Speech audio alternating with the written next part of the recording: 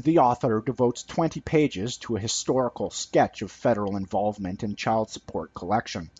It began not as a response to any widespread problem of parental abandonment, but to political pressure from feminist groups and bar associations. President Ford somewhat reluctantly signed legislation creating the Office of Child Support Enforcement in 1975, warning that it was an unwarranted federal intrusion into families and the role of the states. The original rationale was that the government would save on welfare payments to unmarried mothers by getting the fathers to pay more. Critics pointed out at the time that most welfare mothers did not even have child support orders, and that most of the fathers were too poor in any case to pay what the mothers received in welfare benefits. In 1988, Congress passed the Family Support Act with two key provisions.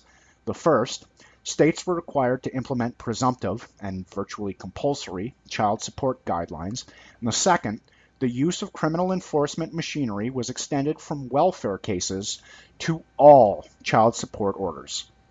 Non-welfare fathers are both far more numerous and wealthier than the fathers of welfare babies originally targeted. Today, non-welfare fathers account for 83% of child support cases, a proportion which continues to grow, and 92% of the money collected. Yet there has never been a serious problem of non-payment on the part of these men. Since 1988, increasing revenue has been the real aim of the program, and the supposed need to force deadbeats to support their children has never been anything but a hoax intended to confuse the public. Oddly, the program actually loses money at the federal level. It cost taxpayers $2.7 billion in 2002, for example, and the deficit continues to increase. This money gets paid out to state officials as an incentive to increase the amount they collect. The more they extort from fathers, the more the federal government rewards them, regardless of whether the men are guilty of anything. In 2002, for example, Ohio collected $228 million, while California got $640 million.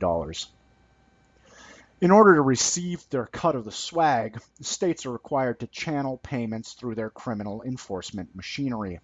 In other words, they must treat all divorced fathers, even those who pay their child support in full and on time, like criminals. And they do. Officials boast of collecting so-and-so millions of dollars from deadbeats. Criminality is simply ascribed by the government to every divorced father. Current child support guidelines, Baskerville reports, are largely the creation of one man, a Dr. Robert Williams.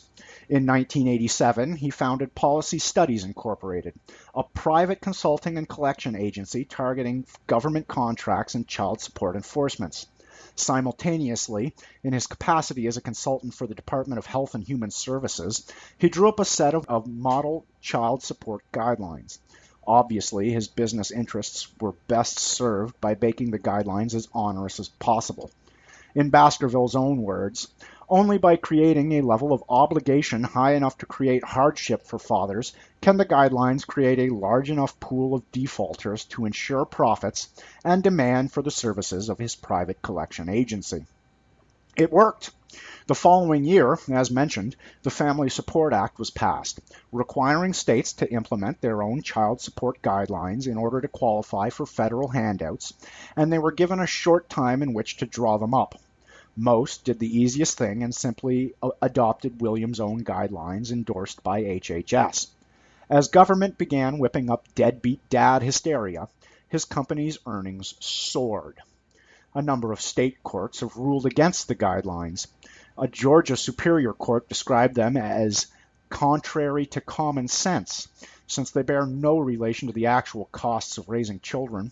Furthermore, they create a windfall of the obligé. The presumptive award leaves the non-custodial parent in poverty, while the custodial parent enjoys a notably higher standard of living. A Wisconsin court pointed out that the state guidelines would result in a figure so far beyond the child's needs as to be irrational. All such rulings were reversed on government appeal. Divorced fathers have their cars booted and their driver's and professional licenses revoked, which prevents them from getting or keeping employment. They routinely lose their houses, and many end up in homeless shelters, which one philosophically described as better than being in jail. Baskerville cites one case of a father being hospitalized for malnutrition because he was not left enough money to feed himself adequately. The U.S. now has a larger percentage of its population behind bars than any other nation in the world. How many of these prisoners are fathers jailed for non-payment of child support?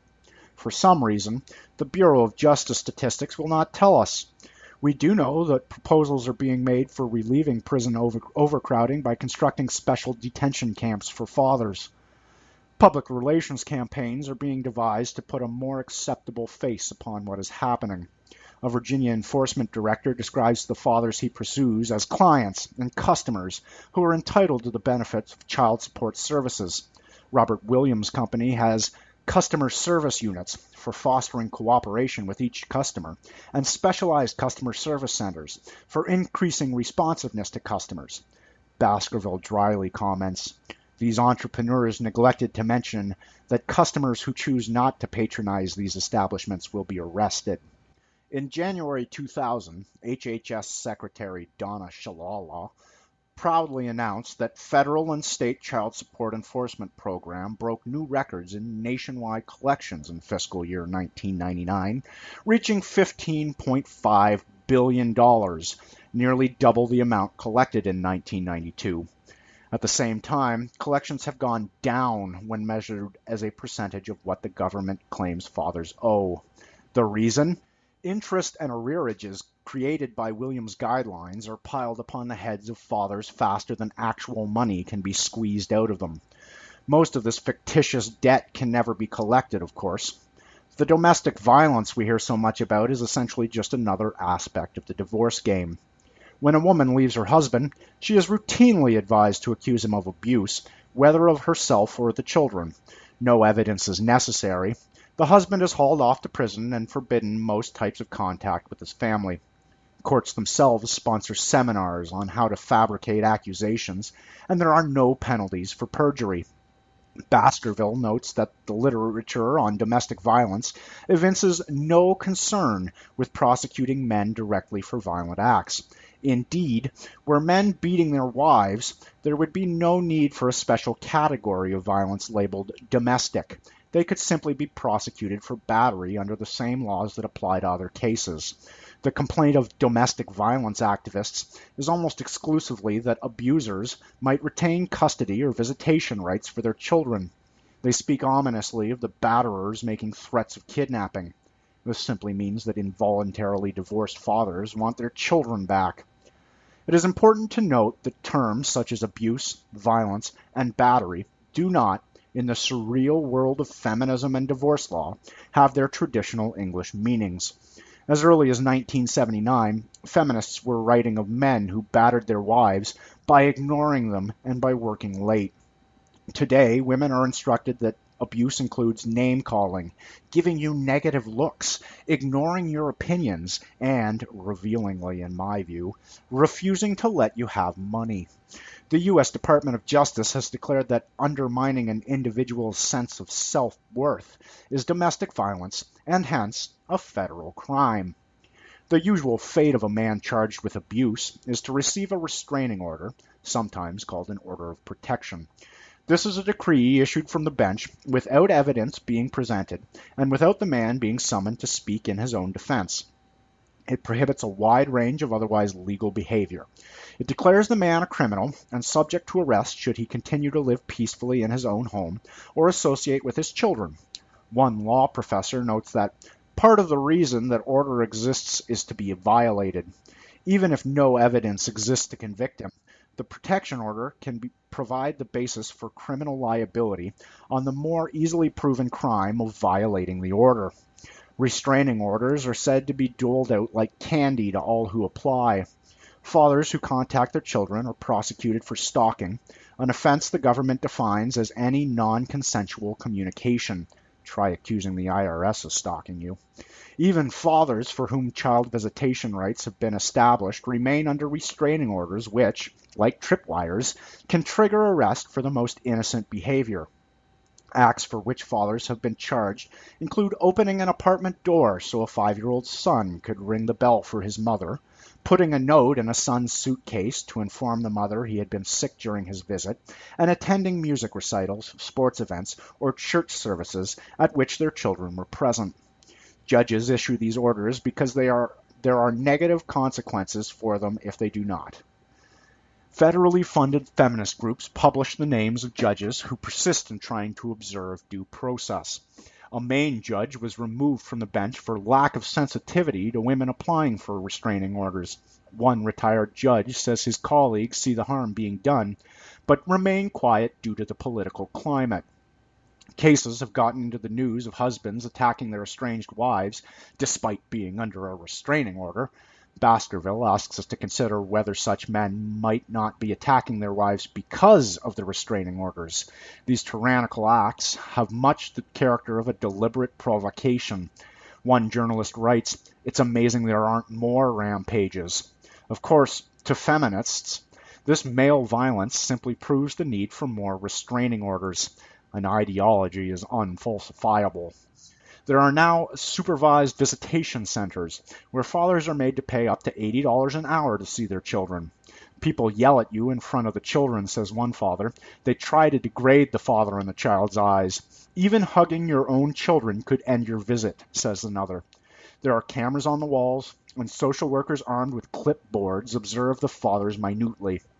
The Boston Globe reports, visitation centers are becoming so popular with family court judges that certain centers have waiting lists up to a year long. That has led to some visits being cut short to accommodate other families.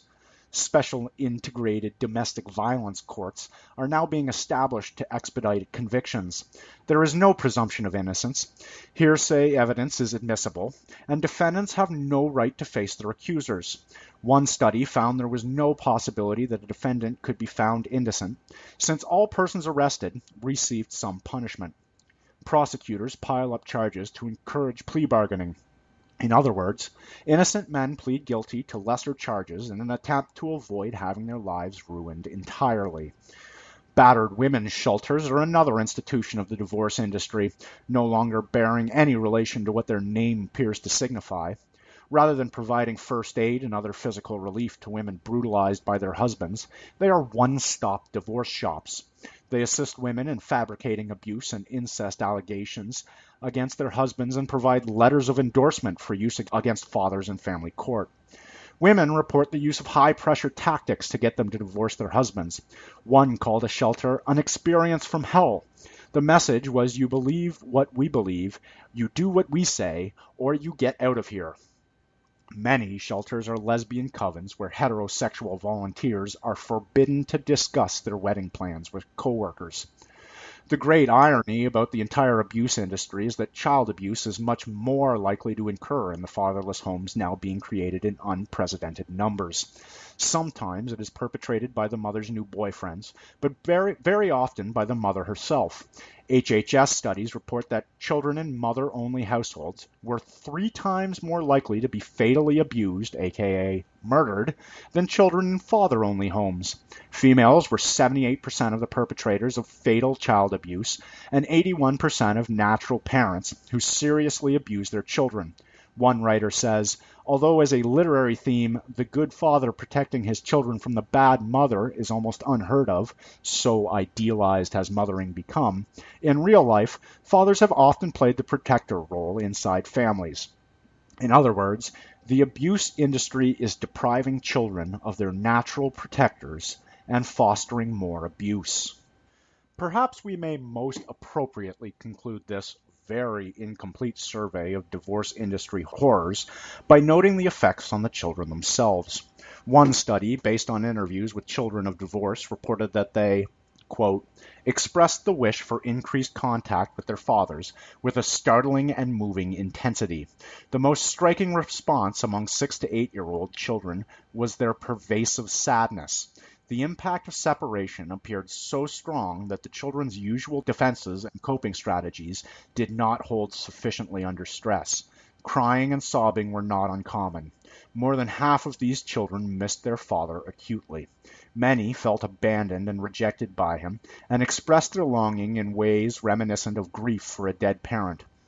In confronting the despair and sadness of these children and their intense, almost physical longing for their father, it was evident that inner psychological needs of great power and intensity were being expressed. Inevitably, there has been talk of reforming the system, not least by its beneficiaries, who speak of wanting to make it more efficient. Why we should wish to see children removed from their father's care more efficiently, they do not tell us. The government is fertile with responsible fatherhood programs, healthy marriage initiatives, defense of marriage acts, and the such like. These should fool no one who has read Dr. Baskerville's book attentively.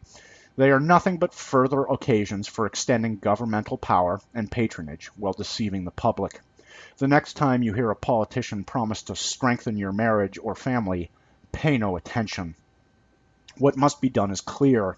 In the words of columnist Kathleen Parker, the divorce industry has to be dismantled, burned, and buried like the monster it is. Now, we must consider the means for accomplishing this. One researcher reports being told the same thing in several cities. Shoot the judges and lawyers.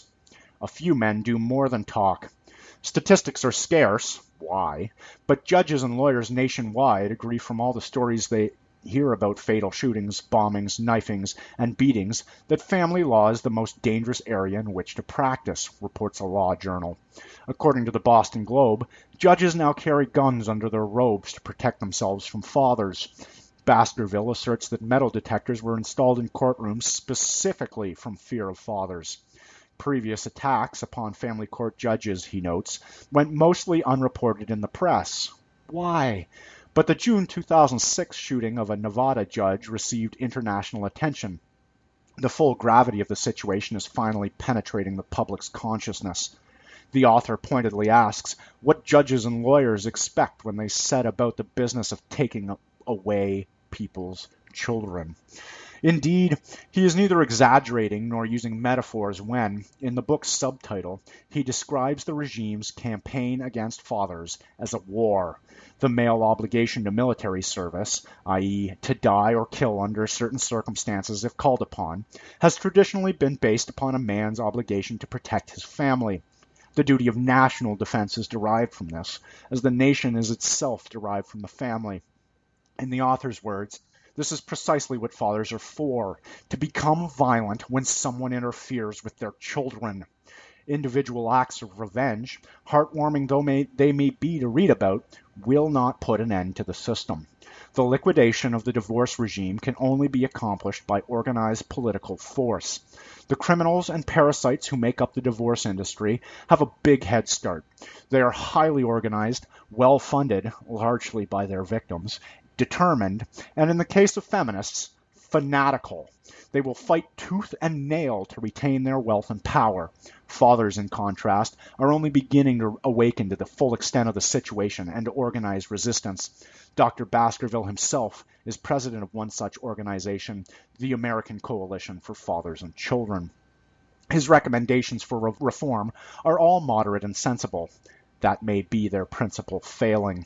They include the enforcement of due process principles as enshrined in the U.S. Constitution, a presumption of joint custody, the reform of no-fault laws to require faithless women or men to take responsibility for ending the marriage contract, and holding divorce industry officials accountable for their decisions. I am unsure why divorce could not simply be abolished as a legal category. There do have to be laws to deal with cases of spousal infidelity and abandonment, of course. Columnist Lloyd Conway has formulated a simple policy for these, which I am unable to improve upon. If you want to run off with a chorus girl, go ahead. Just leave your wallet with mama. And if the milkman is making special deliveries, then the lovebirds can fill out your child support checks together. Holding divorce officials responsible for their decisions will be unnecessary when they are made responsible for punching out license plates instead. Legal custody will have less practical importance in the absence of a divorce enforcement regime. Men, I fear, will have to demand nothing less than the full reestablishment of what feminists call patriarchy, the male-headed family as the normal social unit. This may be a radical idea given how far our society has gone off track, but it is hardly revolutionary. It is really just the radical restoration of the natural and traditional order of the human family.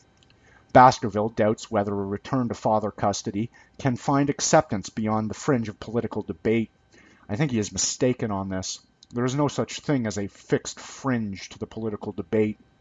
One of the most important forms of political activity consists precisely in moving the fringe. It took much more determination on the part of homosexuals to get us to where gay marriage is discussed with a straight face than it would for normal men to restore the presumption of father custody. Indeed, I suspect that men, once politically united, could dictate almost any terms they wished to women. These are interesting times ahead for men. The course we must embark on is dangerous, but it is less dangerous than continuing to do nothing. F. Roger Devlin, Ph.D., is an independent scholar and the author of Alexandra Koheve and the Outcome of Modern Thought, and is a frequent contributor to the Occidental Quarterly.